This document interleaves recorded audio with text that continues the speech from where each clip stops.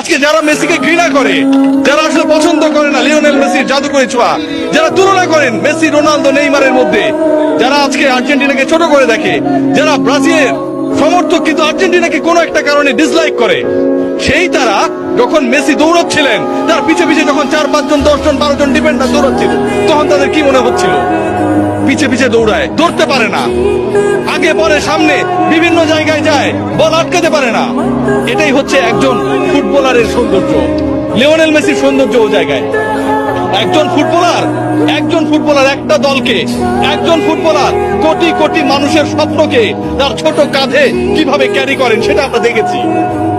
যারা অস্বীকার করবেন তারা ফুটবলটা বোঝেন না। হয়তো আমাকে মূর্খ বলতে পারেন, সত্যিই তাই। ব্রাজিলিয়ান কিংবা অন্য কোন দেশের সমর্থকরা যারা অপছন্দ করেন, যারা আসলে লিওনেল মেসির এই জাদুর ছোঁয়ায়, মন্ত্রমুগ্ধতায় আটকাতে চান না, যারা লিওনেল মেসির এই অবদানকে, একজন ফুটবলার পুরো দলটাকে কিভাবে গড়ে তুললো, স্বপ্ন দেখালো, এগিয়ে নিল, শেষ পর্যন্ত জয়ের প্রান্তে, জয়ের সেই সুন্দর একটা জায়গায় পৌঁছে দিল, সেই জায়গাটাকে যারা আসলে বিশ্বাস করেন না, তারা আসলে ফুটবলের সৌন্দর্যই বোঝেন না।